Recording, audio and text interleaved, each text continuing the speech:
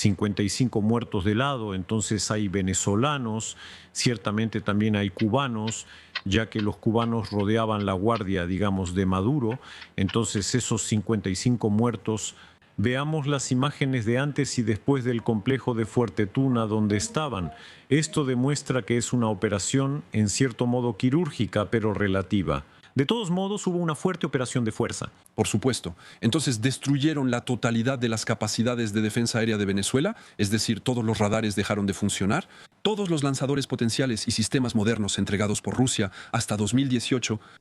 Entonces, en Ucrania se consideraba que la defensa aérea no estaba a la altura, pero frente a Estados Unidos, efectivamente, ahí fue completamente inútil.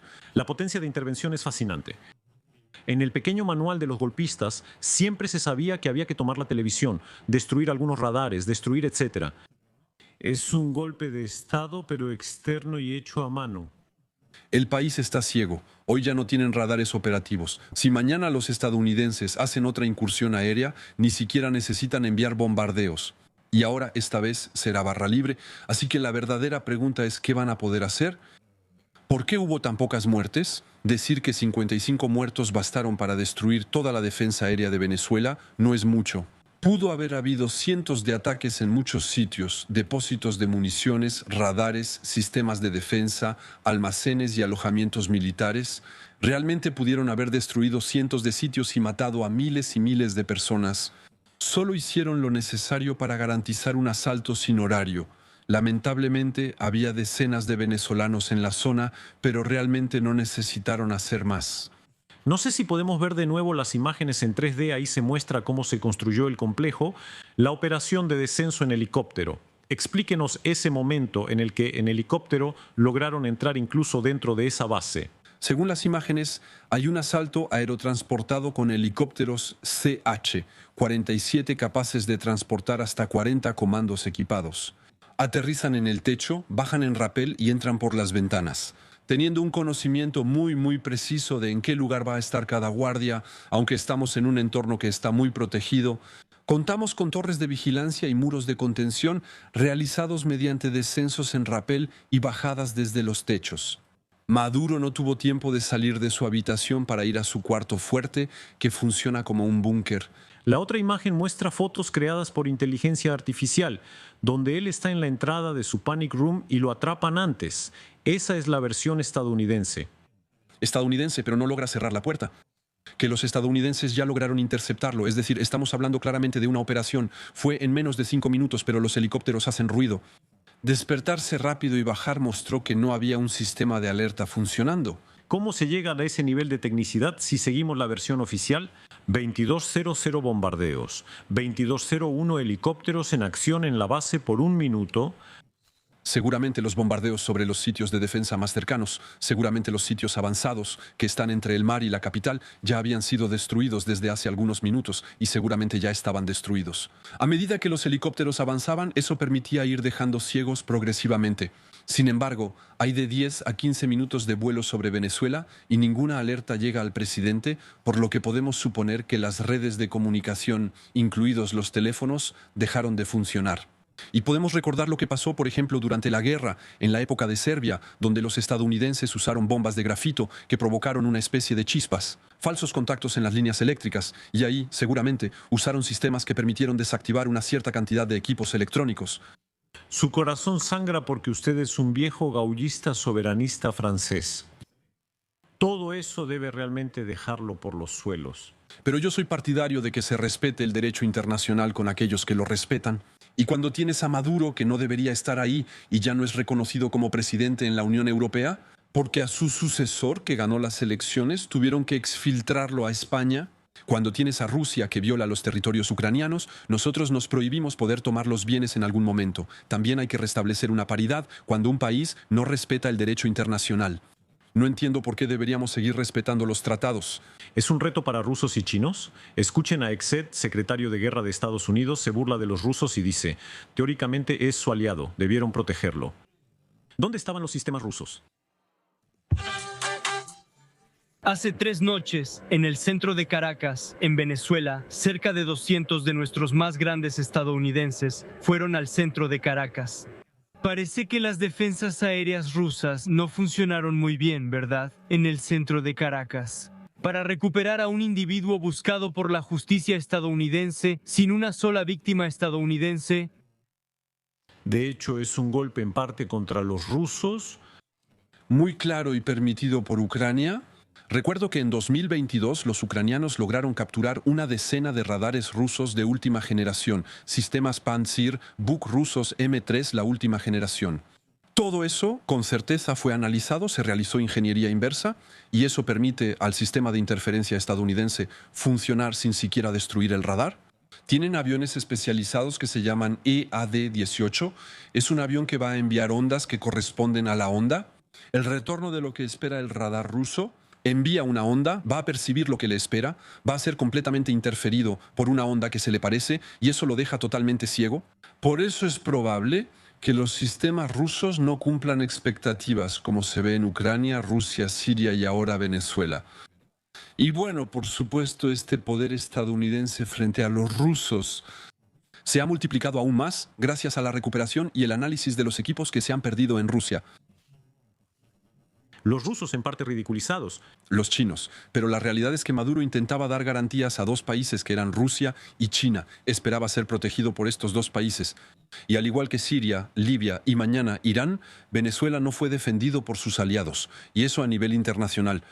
Rusia sigue perdiendo posiciones, lo que contribuye a su debilitamiento. Eso confirma que durante la Guerra Fría los mejores defensores del bloque occidental fueron y siguen siendo los Estados Unidos. Estados Unidos son los únicos que son capaces de tener una capacidad internacional de acción total, sin límites, porque tienen recursos que son prácticamente ilimitados. Entonces, si mañana Estados Unidos decidiera apoyar a Ucrania contra Rusia, Rusia claramente no lo haría. Armas, ayuda y enseñanzas. Es cuál es el porcentaje de lo que dan en comparación con lo que tendrían el potencial de dar. ¿Cuántos helicópteros, drones, aviones de combate y tanques podrían dar a Ucrania cada año? Eso sí marcaría la diferencia. Solo dan lo mínimo para que Ucrania resista y desgaste a Rusia, pero no para ganar. Estamos en un momento de satisfacción de Trump. Hay ese lenguaje donde dice que el presidente colombiano cuide su trasero. Por último, desde donde está, siente un júbilo algo militar. Escuchen cómo lo expresa y reclama, y tú mismo dijiste que tiene razón. El mejor ejército del mundo. Estados Unidos ha demostrado nuevamente que tiene el ejército más poderoso, letal, sofisticado y temible del mundo, y por mucho. Siempre lo he dicho, nadie puede vencernos ni hacer esto.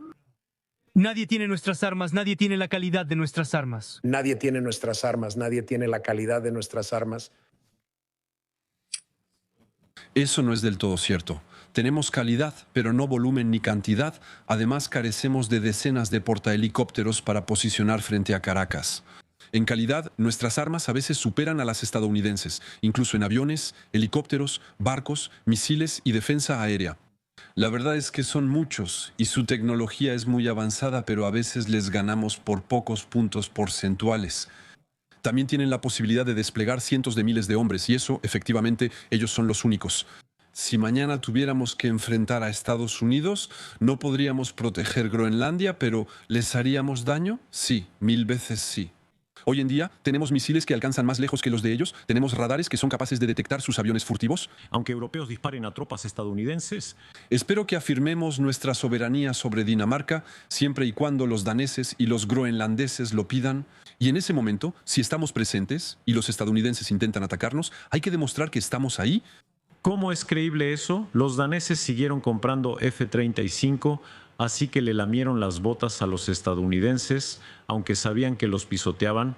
Entonces, cuando se llega a ese nivel de sumisión, en efecto, ya ni siquiera es un verdadero Estado, hay una especie de servilismo que es realmente muy, muy bajo. Sí, es una sumisión asumida por los daneses. Espero que esos países, poco a poco, le den la espalda a los estadounidenses cancelando los contratos posibles. Sabemos que a los estadounidenses no les preocupa que cancelemos contratos con Australia como nuestros submarinos, espionaje y traición. Los estadounidenses lo han hecho desde el principio, hoy hay que permitirse alinearse con las malas prácticas estadounidenses. No es doble discurso. El caso danés es interesante. De hecho, se comportaron casi como traidores de Europa, recuerden. En 2021 ayudaron a la Agencia de Seguridad Nacional estadounidense a espiar a Merkel y Macron. Entonces, realmente es un comportamiento de lacayo, de traidor. En realidad, cuando se está a ese nivel, significa que todo lo demás no vale mucho. Pero lo que demuestra claramente que, incluso siendo lo más vasallo posible, no te conviertes en amigo de Estados Unidos, te conviertes en un lacayo que pueden usar. Incluso hay amenazas territoriales. Por eso es importante que esos países reconozcan su error. A veces los daneses lo hacen. El F-35 no necesariamente pueden cancelarlo, pero en cambio cancelan el contrato para comprar defensa aérea franco-italiana. Aunque parezca absurdo, eso no justifica a los estadounidenses. Efectivamente, como persona que vive en suelo europeo, cuando uno ve eso piensa que está más seguro con Groenlandia bajo control estadounidense en vez de personas dispuestas a rendirse. En ese momento, El hecho es que hasta ahora así ha sido, pero ahora los demás países europeos deben alinearse con la posición francesa que se ha mantenido desde entonces. El general de Gaulle afirma que se requiere soberanía europea real. A nivel nacional preferimos lo francés, luego lo europeo si es preciso, y coordinamos acciones. Debemos cancelar los contratos para adquirir aviones de patrulla.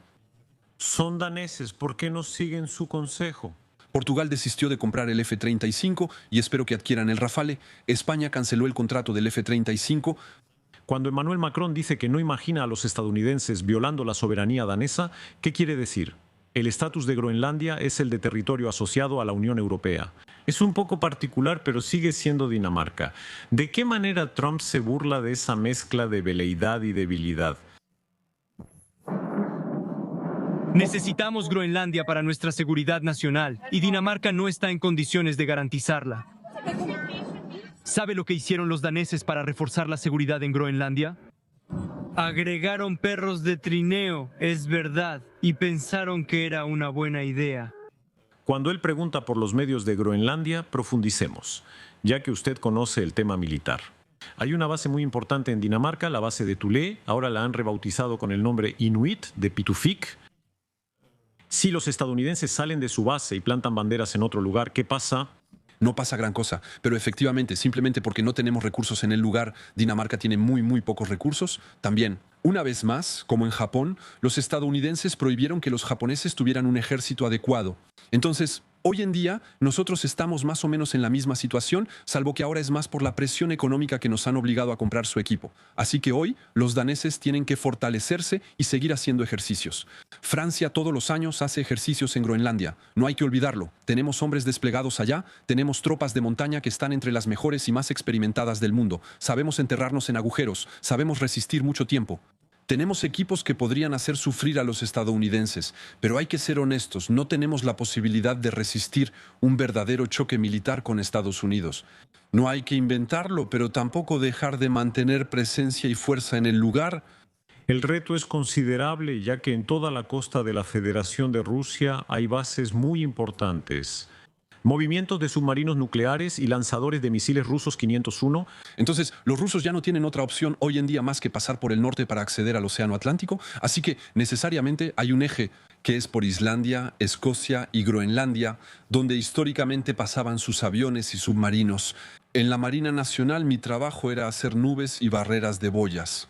Lanzamos boyas, escuchamos, y luego cuando hay una boya en la que escuchamos algo, empezamos a rastrear ese submarino y de esa manera los submarinos. Primero los estadounidenses los rastreaban en Islandia y Groenlandia, luego los británicos, franceses y españoles, y así los íbamos pasando. Los submarinos soviéticos, luego rusos, para poder seguirlos por casi todas partes. Y si hoy en día esto funciona bien, es justamente porque hay cooperación con los Estados Unidos. Pero Estados Unidos nunca necesitó poseer Groenlandia para tener bases en Groenlandia y para trabajar de manera coordinada. Ellos te responden, pero queremos perforar como queramos, sin tener que cumplir con las normas europeas y esas cosas, etc. Ellos dicen que quieren acceder a los minerales como deseen y aseguran que serán más útiles. Para la agresividad guerrera de Estados Unidos y los daneses que ya están vendidos, los franceses, como Thales, usan nitruros y galio en sus radares. Podríamos aprovechar eso. La pregunta es, ¿acaso Dinamarca y los habitantes de Groenlandia desean que se explote su suelo? La respuesta es no, por razones ecológicas, contra las cuales creo que no hay que decir que no. De todas formas, Por ahora, Jeff Landry, emisario de Trump en Groenlandia, ya tiene su idea. Trump respalda la independencia de Groenlandia y apoya a los Inuit y sus descendientes. Supuestamente, no necesitamos apoderarnos de Groenlandia por la fuerza, la obtendremos mediante el comercio. En pocas palabras, van a firmar cheques y dicen que pueden firmar cheques enormes para unas decenas de miles de habitantes de Groenlandia, que de hecho serán en parte comprados. En resumen, ese es el proyecto. si los habitantes de Groenlandia son corruptibles, ¿por qué no? Que les aproveche si quieren venderse al mejor postor, que lo hagan. Esa es la libertad individual de los habitantes de Groenlandia. Pero si mañana se niegan, si quieren seguir siendo europeos y no perder su calidad de vida ni malbaratar su subsuelo, si no quieren que su entorno sea destruido por la construcción de un ambiente industrial contaminante, también tienen la opción, tienen la posibilidad de expresarlo. Las elecciones, las últimas elecciones, después de que los primeros emisarios de Trump vinieron, el único partido que estaba a favor de la anexión estadounidense obtuvo resultados tan bajos que es el único que no está representado en la Asamblea de Groenlandia. Entonces, no soy un especialista en la zona, pero eso de todos modos tiene un significado. En el destino de las naciones. Usted es un soberanista, todo lo que vemos aquí, ¿eso le confirma en la idea de que la nación sigue siendo el verdadero marco? Por eso, antes de la guerra en Ucrania, yo proponía crear una especie de OTAN y la Asociación de Naciones, excluyendo a Estados Unidos que no estén ligados a la Unión Europea, aunque los británicos podrían sumarse a una defensa. Recuerdo que en teoría existe esa cosa llamada Unión Europea, que ya es una asociación de naciones, están al tanto, Por supuesto, pero eso debería funcionar. la Unión Europea es una administración pesada, compleja y excluyente para varios países. Noruega, Suiza y Gran Bretaña podrían participar en la defensa del continente europeo como un conjunto geopolítico que tiene capacidad de poder. La cuestión, ¿Es el poder, ya que no buscamos ser poderosos en Europa? ¿qué lo impide? ¿Reducimos nuestra capacidad de decisión entre países que deben hallar el mínimo común denominador? Seamos francos, Francia mañana, si decide estar presente en Ucrania e interceptar los misiles ucranianos, ¿quién me seguiría? Pues eso es mostrar liderazgo. Los países poderosos como Francia, Alemania y Gran Bretaña deberían aplicar una política de poder, pero no la tenemos. ¿C? ¿Cuestionar a Europa? ¿Para qué sirve Europa si actuamos a la carta eligiendo quién participa en cada proyecto? Eso es Europa. Pues Europa también tiene esa posibilidad de tener el euro solo para los países que realmente quieren hacerlo, así que hay cierto número de países que pueden. Definitivamente no es a la carta según la actualidad. Yo pienso que realmente podemos tener una asociación de seguridad, así como la OTAN es una asociación de seguridad que existe fuera de la Unión Europea. Realmente creo que debemos tener esa perspectiva estratégica, afirmando que en 2040 habrá un conjunto europeo de seguridad único y soberano sin depender de Estados Unidos. No necesitamos nada de Estados Unidos. También podríamos tener flotas comunes. Actualmente fabricamos aviones radar, compartimos una flota de transporte estratégico A400M y aviones bombarderos de agua. ¿Por qué no aplicamos eso a otras necesidades? Actualmente estamos buscando cooperar con Antonov, los grandes aviones ucranianos, para tener aviación estratégica de transporte. Pues eso, la Unión Europea debe, en mi opinión, integrar a Ucrania en proyectos industriales más allá de este alto al fuego para lograr una Europa poderosa. Los rusos obviamente están ahí, incluso retuitearon la imagen de Trump. ¿Cree usted que por primera vez podría haber una brecha posiblemente entre los rusos y ellos? Sobre Groenlandia, los rusos quieren apoyar totalmente las reclamaciones estadounidenses, porque piensan que por otro lado habrá una simetría que hará que los estadounidenses vean o consideren que no es tan grave. Los países bálticos, entonces creo que ambos pueden coordinarse para atacar a los países bálticos por un lado y atacar Groenlandia por el otro. Y no hay que olvidar a China con Taiwán o también con las islas Paracelso-Pratles, es decir, el mar de China meridional. Si Rusia sincroniza un conflicto en Groenlandia, China y Taiwán, ¿a dónde se inclinará la preferencia de Estados Unidos? Pues bien, Estados Unidos irá a ayudar a sus aliados en Taiwán y eso significa que todas las piezas de repuesto para los F-35, etcétera, ya no irán a Europa y se enviarán al frente asiático. De ahí surge la amenaza de que Europa quede atrapada en una triple pinza. Vemos arrogancia estadounidense. Escuchen a Donald Trump, esta noche hace muchas declaraciones y se burla de todos.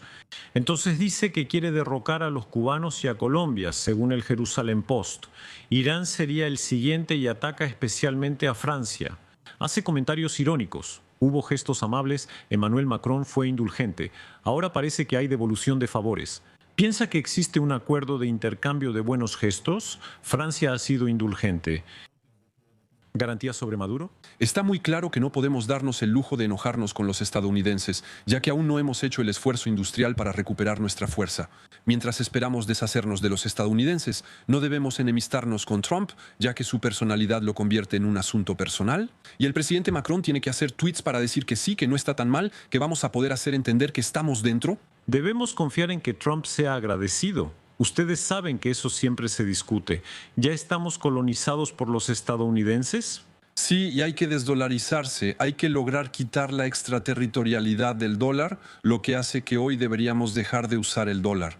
Empresas como Airbus hoy usan infraestructuras estadounidenses como Google para sus correos electrónicos. Afortunadamente, empezamos a entender que deberíamos dejar eso tras años de errores de nuestras administraciones. Para ser soberanos, debemos dejar nuestra dependencia del sistema estadounidense, lo que implica pagar más por equipos de menor calidad. Pero llega un momento en que también hay que tomar decisiones. Algunos personajes como Reagan y Thatcher representaron autoridad y seguridad occidental en su época. ¿Cree que ese momento puede regresar? Pero también encarnaban el poder en las relaciones internacionales. Cuando hablamos de poder, es la combinación del potencial y de pasar a la acción. Actualmente contamos con gran potencial, mentes brillantes y capacidades militares, pero no actuamos ni adoptamos una visión estratégica o de poder. Y eso, hoy en día, efectivamente es una enfermedad, realmente hay que deshacerse de ella. ¿Puede el poder estadounidense unirse al europeo? Eso es lo que desea.